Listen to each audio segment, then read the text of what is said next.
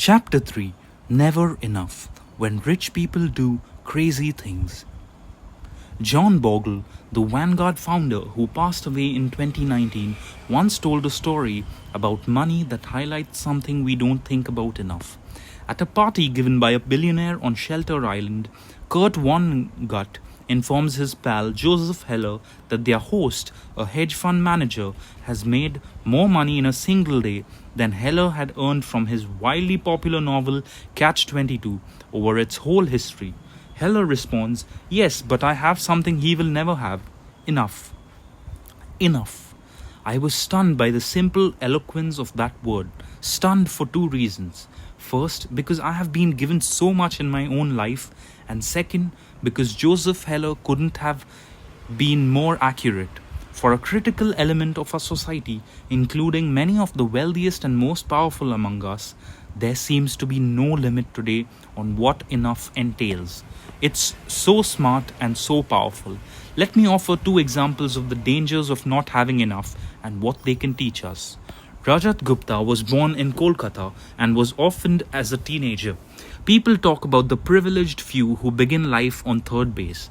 Gupta couldn't even see the baseball stadium. What he went on to achieve from those beginnings was simply phenomenal. By his mid-40s, Gupta was CEO of McKinsey, the world's most prestigious consulting firm. He retired in 2007 to take on roles with the United Nations and the World Economic Forum. He partnered on philanthropic work with Bill Gates.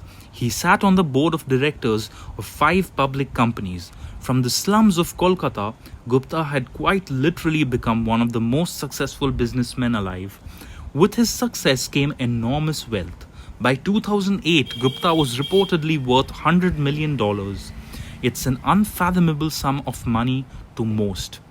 A 5% annual return on that money generates almost $600 an hour, 24 hours a day. He could have done anything he wanted. He could have done anything he wanted in life. And what he wanted, by all accounts, wasn't to be a mere centimillionaire. Rajat Gupta wanted to become a billionaire, and he wanted it badly. Gupta sat on the board of directors of Goldman Sachs, which surrounded him with some of the wealthiest investors in the world. One investor, citing the paydays of private equity tycoons, described Gupta like this: I think he wants to be in that circle. That's a billionaire circle, right? Goldman is like the hundreds of millions circle, right? Right. So Gupta found a lucrative side hustle.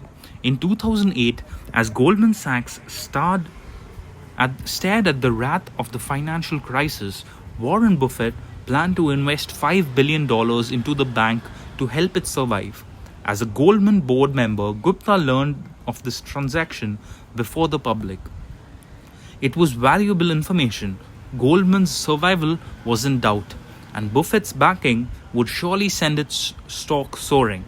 16 seconds after learning of the pending deal, Gupta, who was dialed into the Goldman board meeting, hung up the phone and called a hedge fund manager named Rajaratnam. The call wasn't recorded, but Rajaratnam immediately bought 175,000 shares of Goldman Sachs. So you can guess what was discussed. The Buffett-Goldman deal was announced to the public hours later. Goldman stock surged. Rajaratnam made a quick $1 million. That was just one example of an alleged trend. The SEC claims Gupta's insider tips led to $17 million in profits. It was easy money, and for prosecutors it was an even easier case. Gupta and Rajaratnam both went to prison for insider trading. Their careers and reputations irrevocably ruined. Now consider Bernie Madoff. His crime is well known. Madoff is the most notorious Ponzi schemer since Charles Ponzi himself. Madoff swindled investors for 2 decades before his crime was revealed, ironically just weeks after Gupta's endeavor. What's overlooked is that Madoff, like Gupta, was more than a fraudster. Before the Ponzi scheme that made Madoff famous, he was a widely successful and legitimate businessman.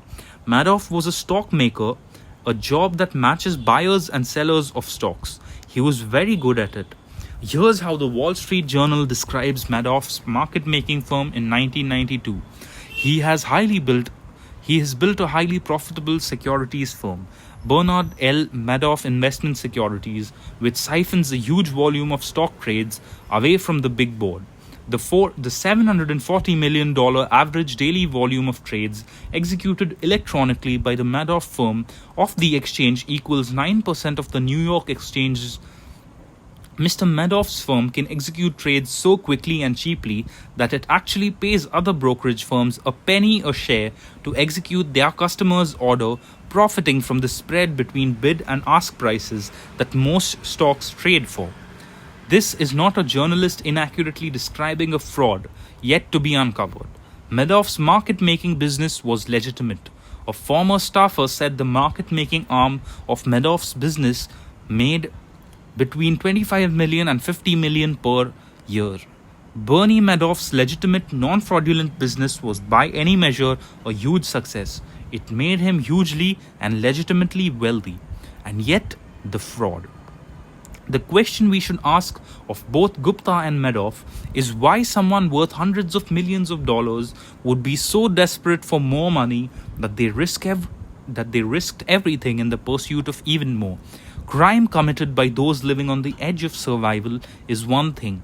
A Nigerian scam artist once told the New York Times that he felt guilty for hurting others, but poverty will not make you feel the pain. What Gupta and Madoff did is something different. They already had everything: unimaginable wealth, prestige, power, freedom, and they threw it all away because they wanted more. They had no sense of enough.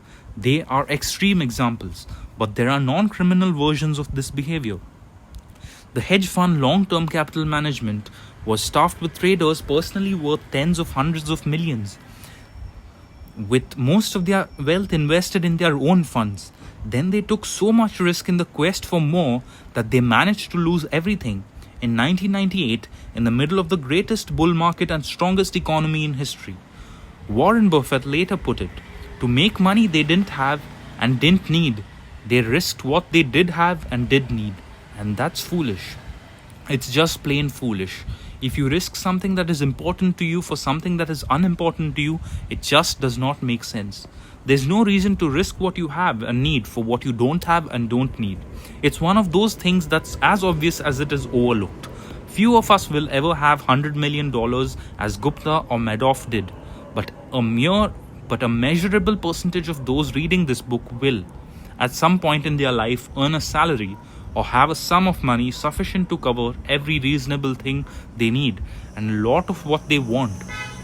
If you're one of them, remember a few things. 1. The hardest financial skill is getting the goalpost to stop moving. But it's one of the most important.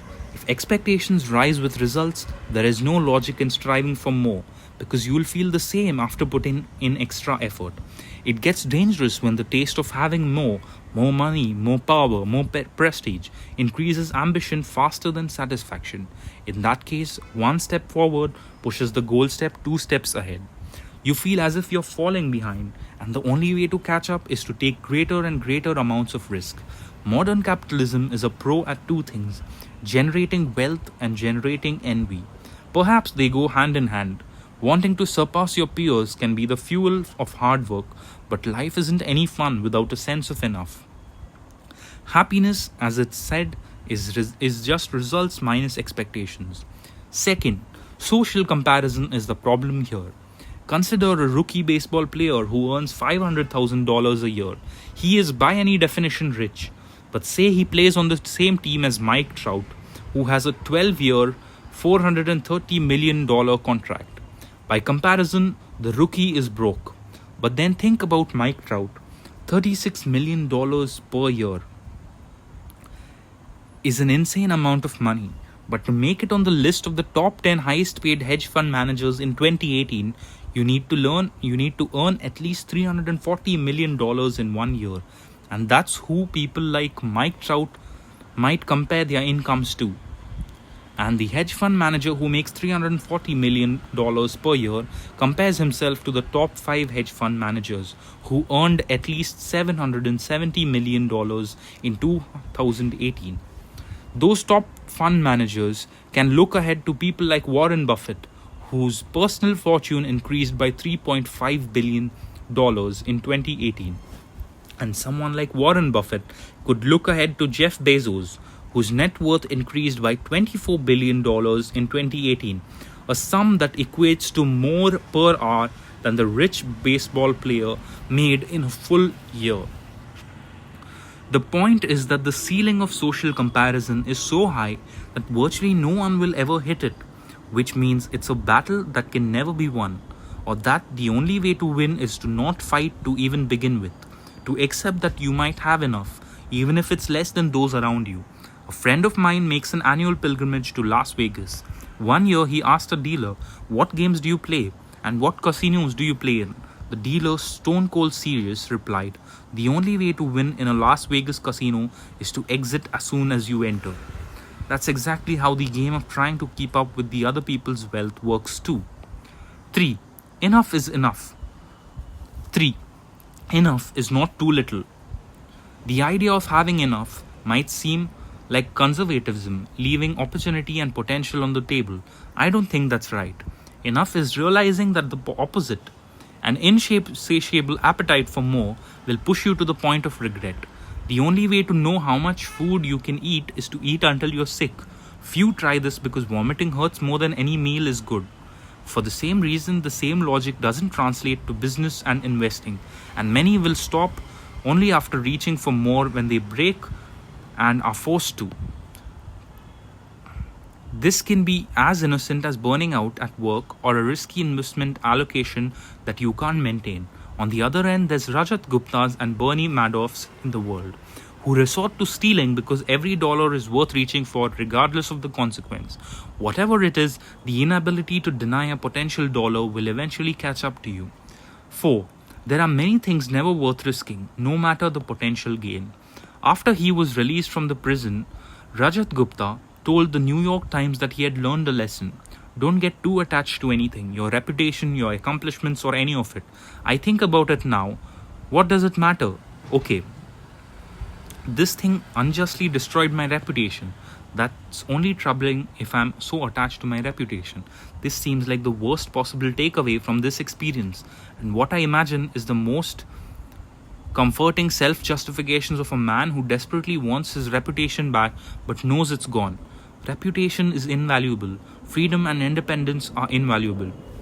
Family and friends are invaluable. Being loved by those who you want